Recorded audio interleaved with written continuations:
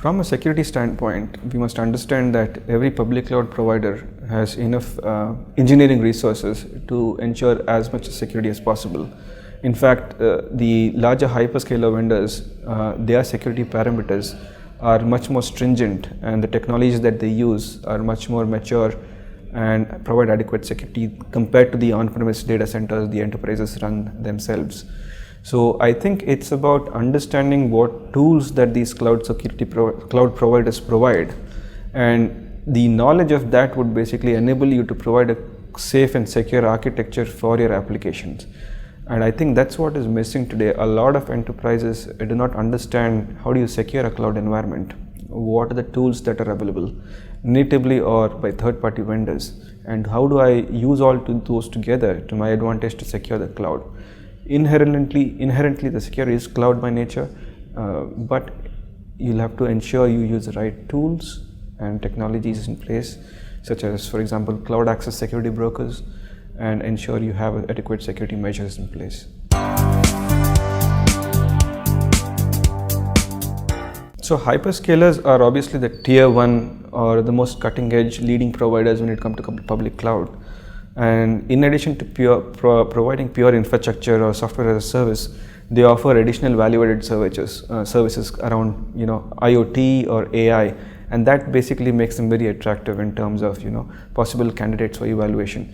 So when I compare a tier 2 hoster or a telco with a hyperscaler, the key differentiator is in those additional products or services on top of the core infrastructure as a service or platform as a service that the others would provide as well. So the hyperscalers would provide these additional new offerings, and they continue to innovate at a faster rate. So that's the key differentiator. When it comes to adoption, I think these are definitely looked at by a lot of enterprises, particularly in BFSI, as existing tools and platforms that could leverage to their advantage to accelerate their go-to-market. So definitely, I would say hyperscalers have an edge there. On the contrary, so if you look at the tier 2 hosters or the local telcos, they also are ramping up, and they're also providing adequate cloud services. What they also do additionally is provide something called managed services on top of their infrastructure as a service, which becomes an alternative viable option for enterprises who do not have skills on public cloud. So a combination of pure services, platform as well as services also does go a long way in convincing customers to move to tier 2 hosters and telcos. That's what it is, yes. So there's a perception that public cloud services are cheaper than on-premise data center. That's not true, because as you continue to run applications 24/7 on the public cloud, particularly systems which are more powerful, require more compute and storage, over a 7-year period of time, which is typically the life cycle of servers today, what happens is the total cost of ownership on the public cloud is probably almost at par with on-premise or slightly more expensive.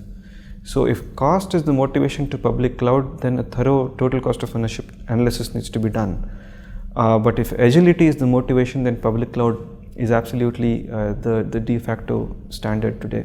A lot of enterprises look at agility as a motivation rather than cost. So a lot of enterprises globally, I can't give you a specific percentage, but I'm saying every enterprise out there, the top 1,000 banks, for example, globally, do have a cloud strategy in place. Everyone is looking at least moving a few applications to the cloud to, especially leverage the ability to provide agility and pay-per-use nature of the cloud. So that will accelerate, their time to market to basically deliver those business products or, financial products they want to deliver. So that's the reason why they would use typically cloud. And the whole provisioning cycle in the cloud is less than a day, so which is unlike what you have in on-premise, which is at least 3 or 4 weeks. The procurement cycle is much lengthier.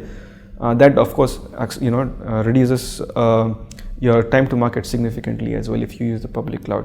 So those are really the motivations why BFSI enterprises would look at public cloud. But it's not just that it's not that they're moving their mission critical applications, their core banking applications onto the cloud overnight. So that's not possible.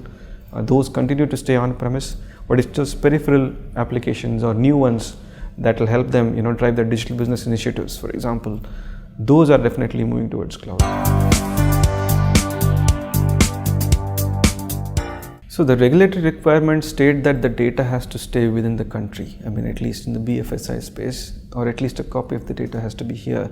So that easily is adhered by the top hyperscaler vendors. So as long as these vendors have a local data center presence, which is the case with Amazon Web Services, Microsoft Azure, and of course Google as well, as long as that requirement is met and you have authentication being done locally, then you don't have a problem as such. So the regulatory requirements are, obviously very gray in sense that it's not really articulating to what level of data stays locally, how much can be sent outside. Those things are not very clear though. But AWS, Microsoft Azure, and Google do make sure that data is local. They are obviously bound by their home country rules and regulations, but they are also bound by local regulations as well. So it's the question of how best to combine both these and address customers' requirements. So that's a good question. So any new application would obviously, the motivation to use a hyperscaler vendor is definitely there, but then we see the local hosters also ramping up significantly.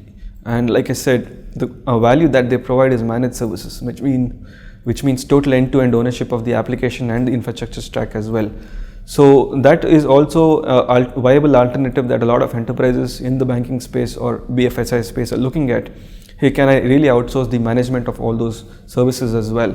So net, I would see there's a tough, healthy competition between hyperscaler vendors as well as local hosters or telcos who are ramping up and providing cloud services. If you look at digital business, for example, AI, IoT, BI analytics, so these use cases typically are sent to hyperscaler vendors. I mean, those are the ideal platforms to develop these, deploy these. And over a period of time, I think the compute and storage requirements for those will grow, and the core mission critical application compute storage requirement will probably be either flat or grow marginally, right? So as more and more data points come in and more compute storage requirements are there, so those will always go to the hyperscalers, which means your net data center footprint will continue to shrink and public cloud probably investment will grow. And that's really the trend that we're seeing. And at the same time, there's a new concept called edge computing that's coming into the market, which means a lot of data will be stored outside the data center or the public cloud, very close to the customer or the thing, right? So we'll see a bunch of infrastructure being evolved on that space as well. So 2 to 3 years, we'll see enterprises managing the cloud, managing the own data center as well as the edge infrastructure as well. I think that's where the industry is headed.